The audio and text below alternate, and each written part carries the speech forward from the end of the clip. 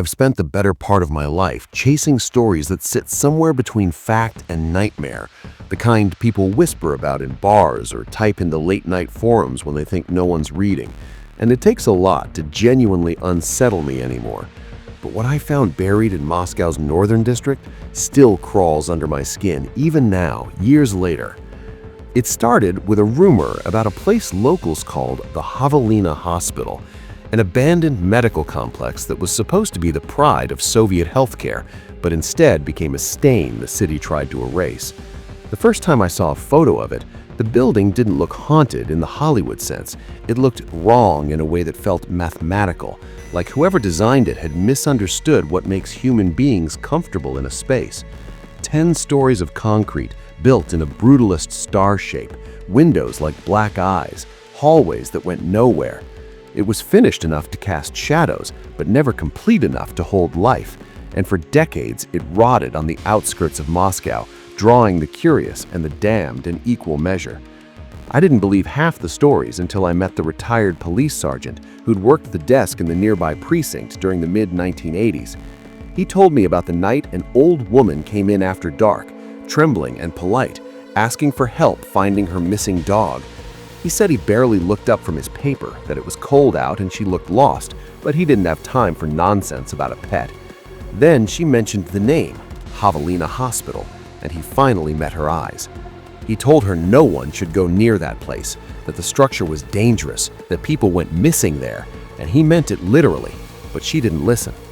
A week later, she was found dead in what used to be the hospital's flooded basement, both legs shattered, ribs caved in, like she'd fallen from a height that didn't exist inside those walls. That was where the rumor began, he said, the sense that the building itself could rearrange reality just long enough to kill you. When I arrived in Moscow decades later, the hospital was already gone, demolished in 2018, the land sold to a private developer. But the stories refused to die.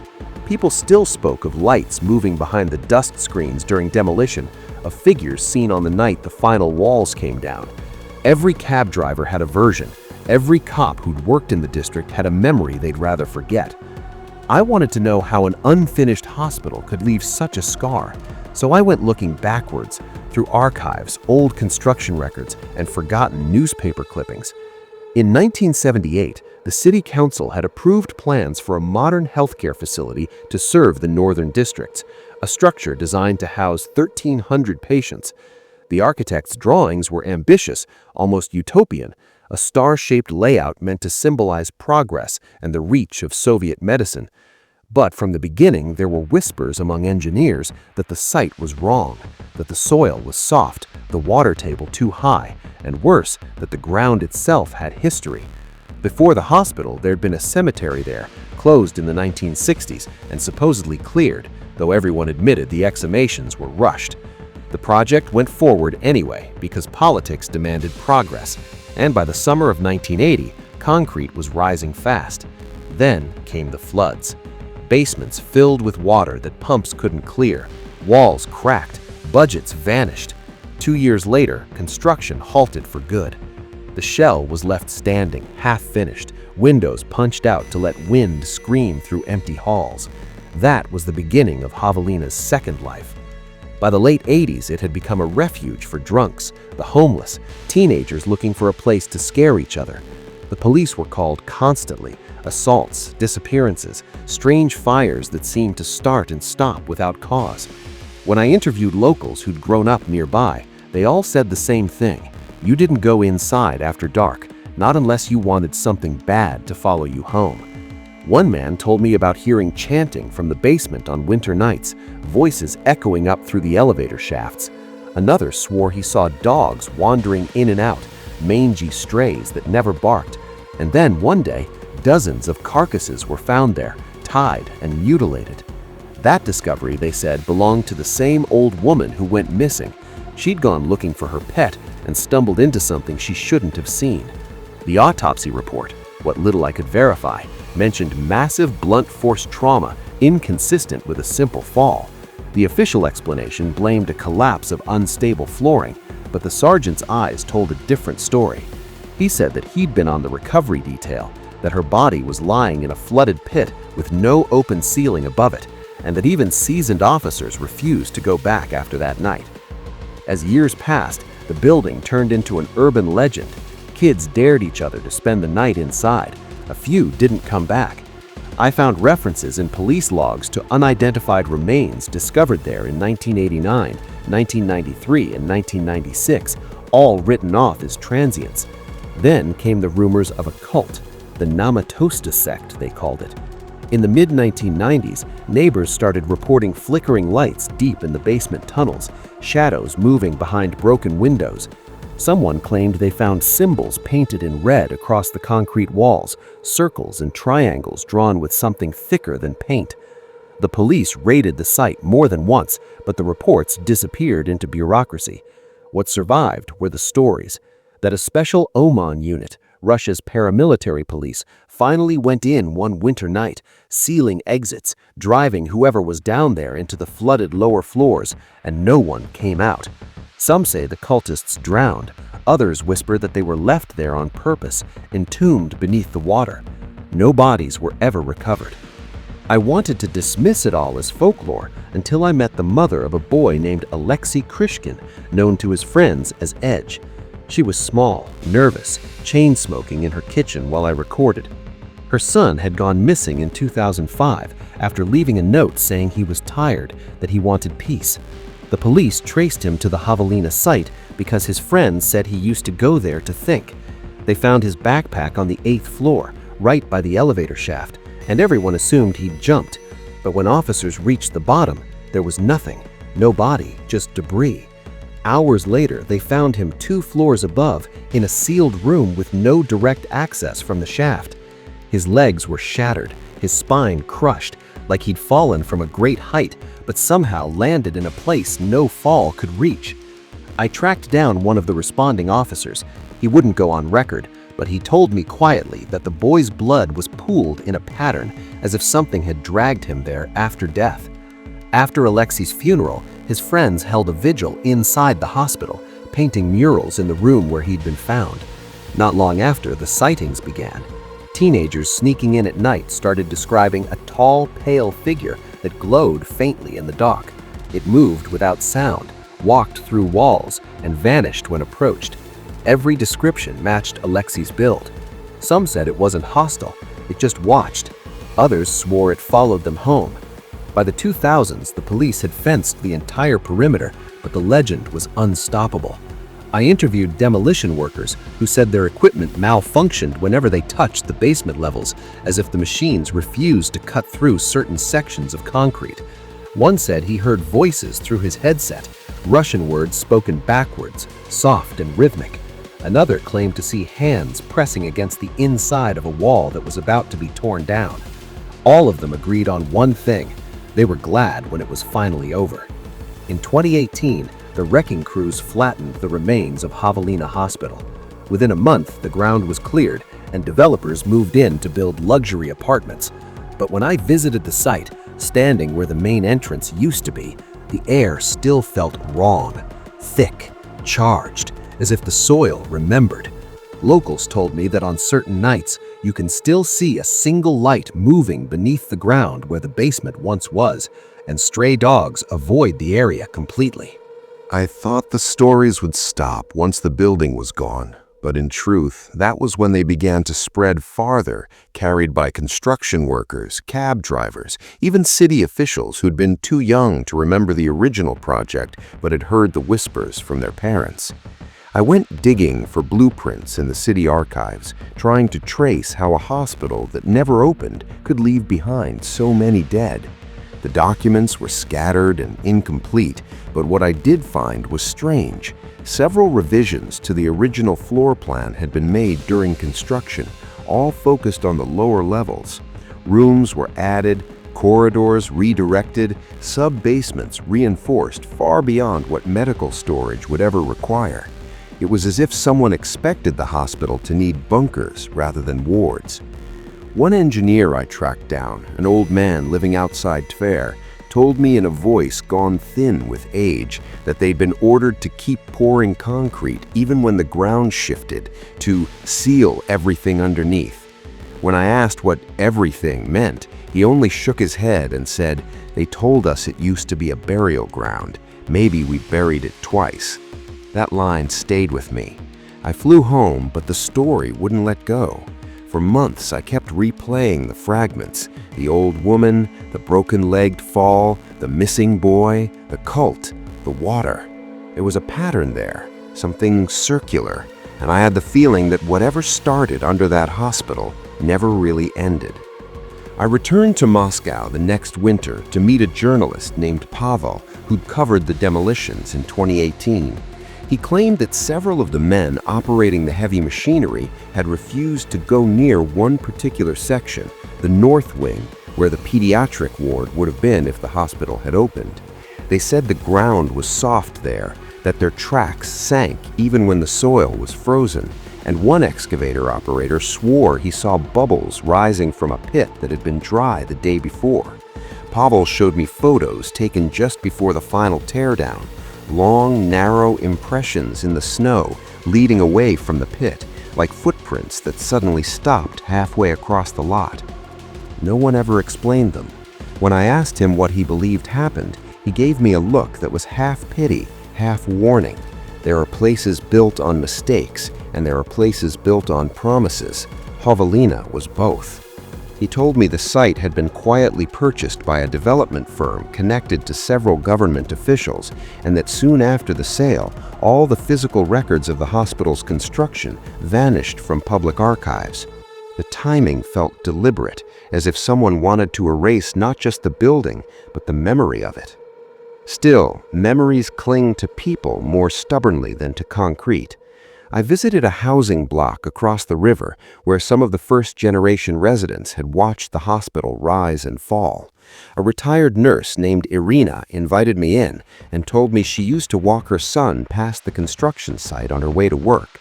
She said the workers kept strange hours, pouring concrete at night when no trucks were allowed on the roads. She remembered seeing trucks arrive without headlights, guarded by police, and when she asked about it later, she was told they were sanitation units, but she swore the air smelled like earth after rain, like open graves.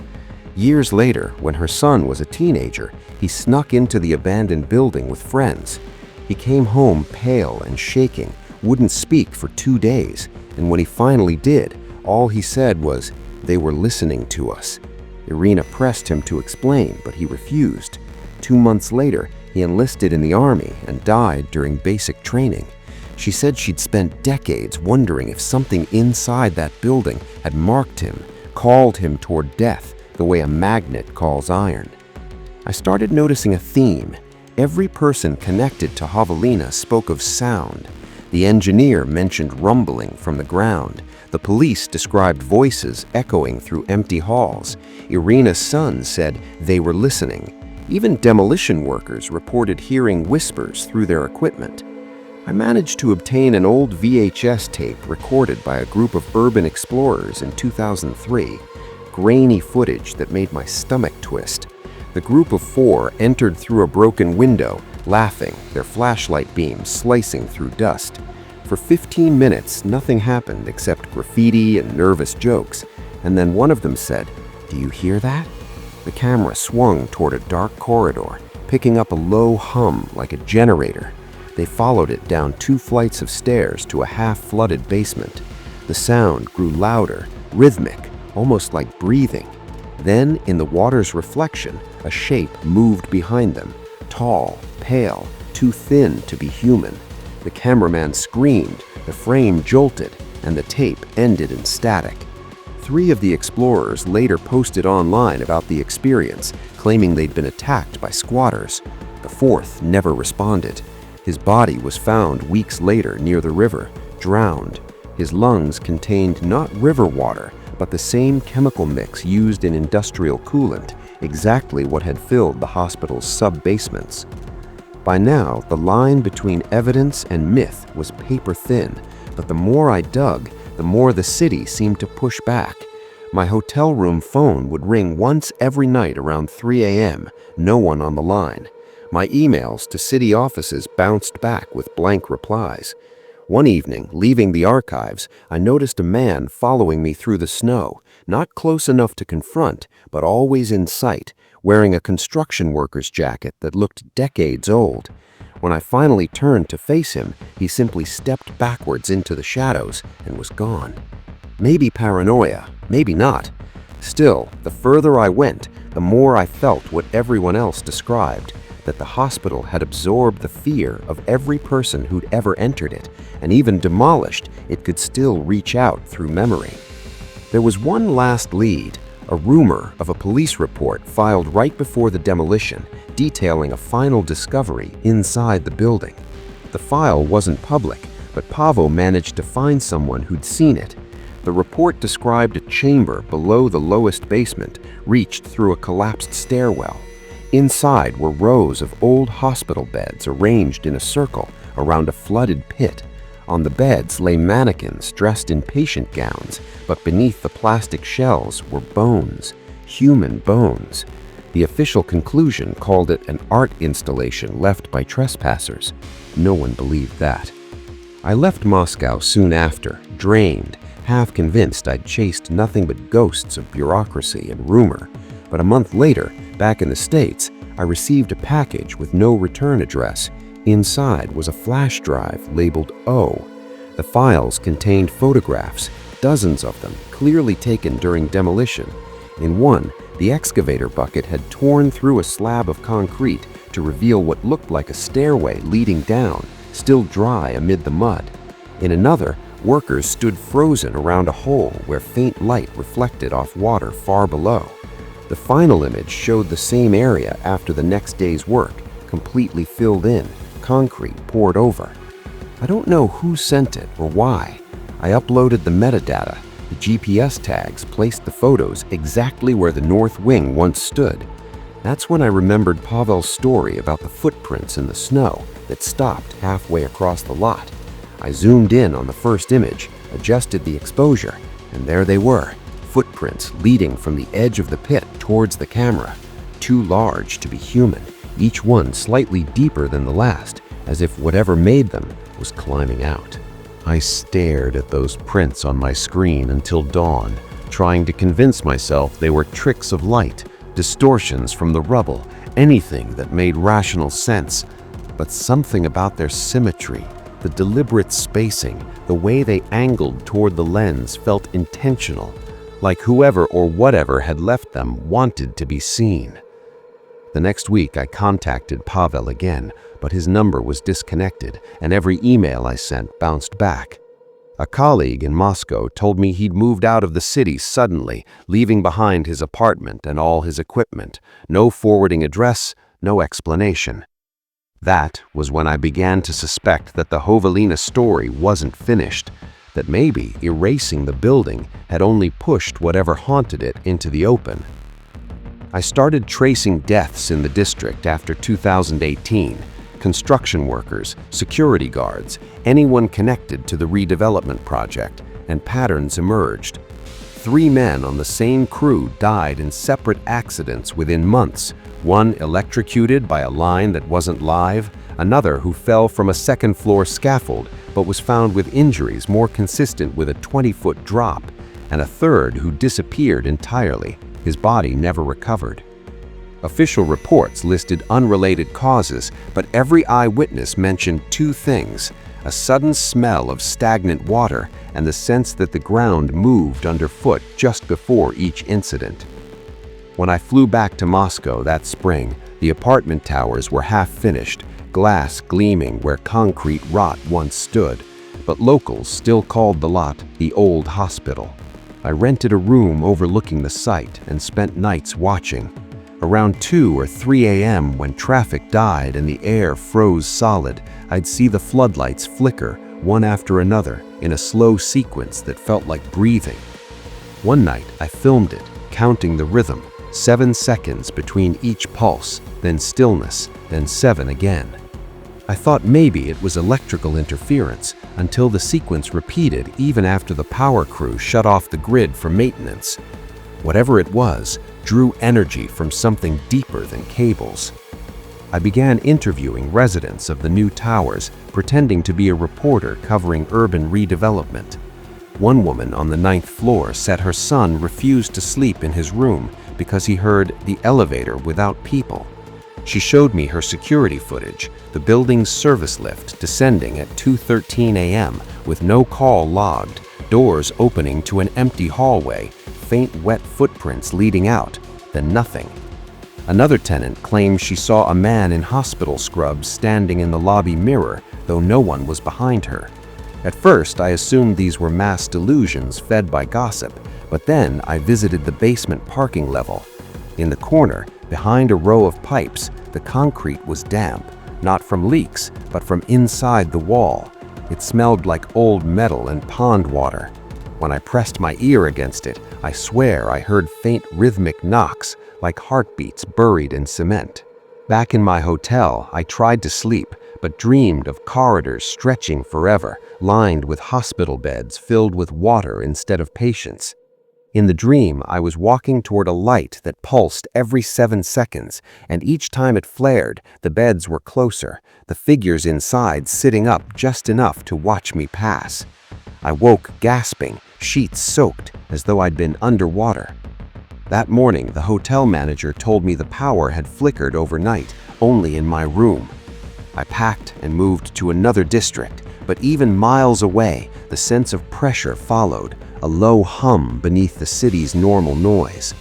Maybe it was just obsession, I told myself. Maybe Jovelina had become a metaphor for the things we bury and pretend not to hear.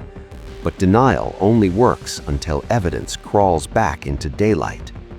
2 months later, a news brief reported the collapse of a section of roadway near the development, the asphalt caving into a deep sinkhole.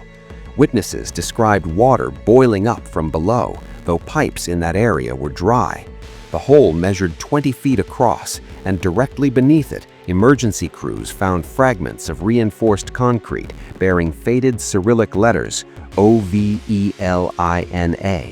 I went back one last time, telling myself it was to document the collapse, but part of me wanted closure, or confession. The site was cordoned off, guarded, but a contact in the press got me inside for 15 minutes. The crater's edge crumbled under my boots, revealing layers of concrete like tree rings, and below them, darkness that swallowed flashlight beams whole. The air rising from the pit was warm and smelled of decay mixed with antiseptic, the way old hospitals do. My guide refused to stay longer than a minute. He said his phone kept vibrating even in airplane mode. I lowered my recorder on a cable, hit record, and listened through headphones. At first, nothing. Then faint static, a hiss, and finally a woman's voice whispering in Russian, "Pomogi yamu, help him." I jerked the cable up, heart pounding. The tape still plays that line, clear as breath on glass, though audio experts claim it's interference. Maybe they're right. Maybe. When I returned to the States, I tried to move on, filing the footage, drafting an article no editor would publish because I couldn't verify what I'd seen. But late at night, when everything's quiet, I sometimes replay that 7-second rhythm, the flicker, the hum, the whisper, and it feels less like memory and more like a pulse echoing through miles of ground, still beating beneath Moscow's northern district, waiting for someone else to listen. Every time I convince myself it's over, an email arrives from an unknown address, usually just a single attachment, photos of construction sites flooded unexpectedly, or of basements newly unearthed during urban projects. None mention Ovalinen by name, but every timestamp lands exactly 7 years apart.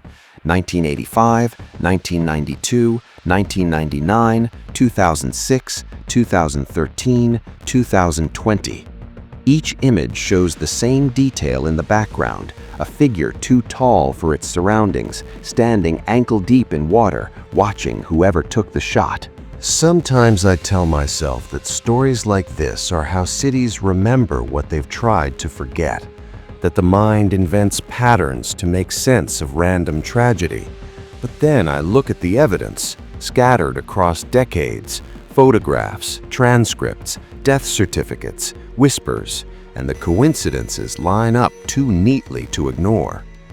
After the sinkhole, the redevelopment halted for nearly a year, officially due to soil instability, but the crews who spoke off-record said their machinery failed every time they approached the northern edge, the same section that once held the pediatric wing.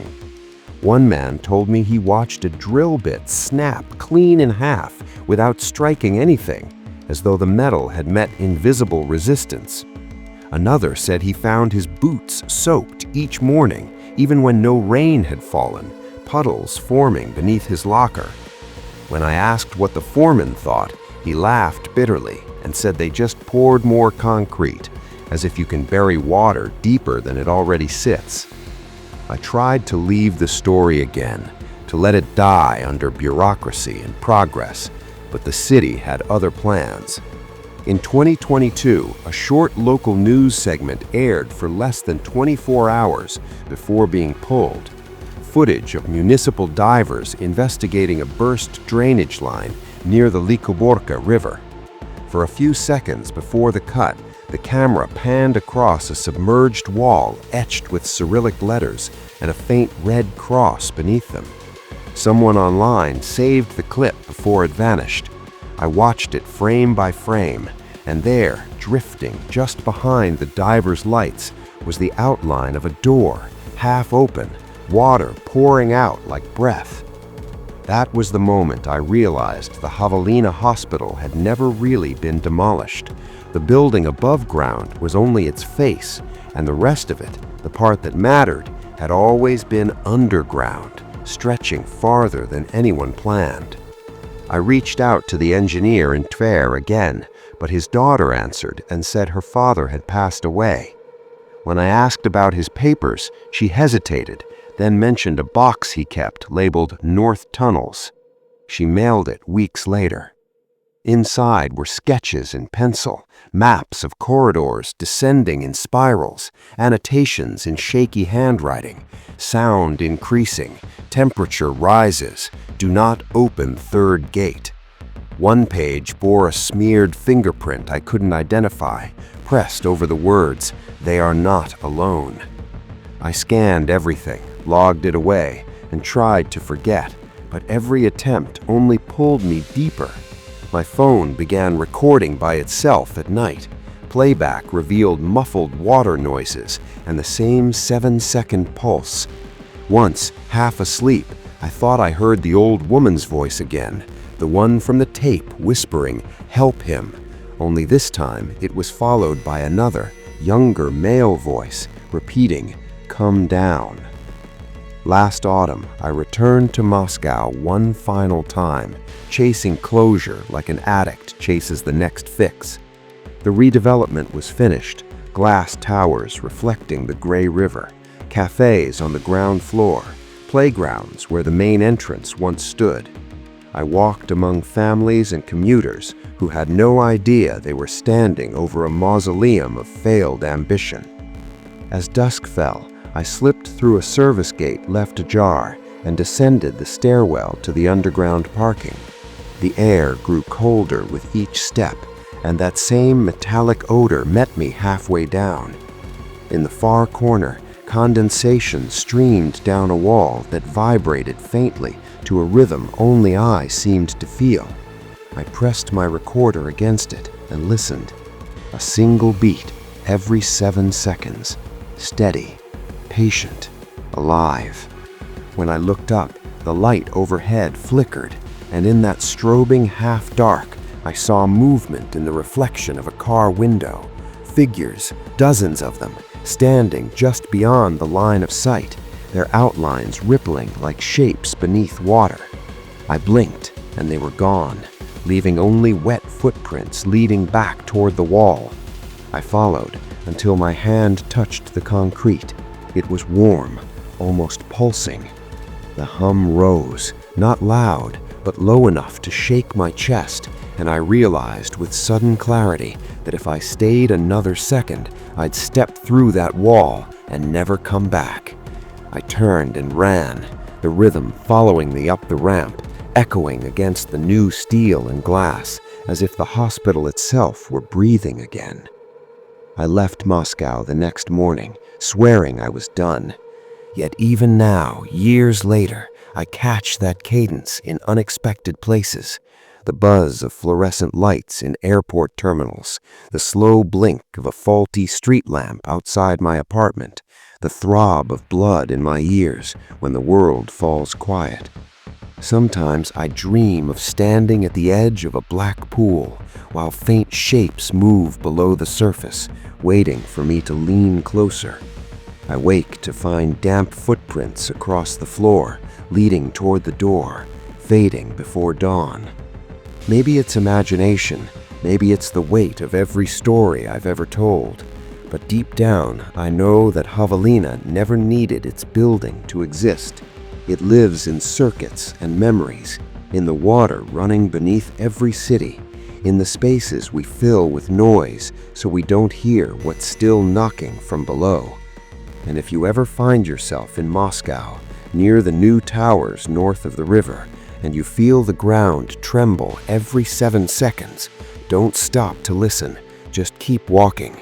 Because the dead don't always rest where we leave them, and some hospitals never close. They simply learn new ways to open their doors.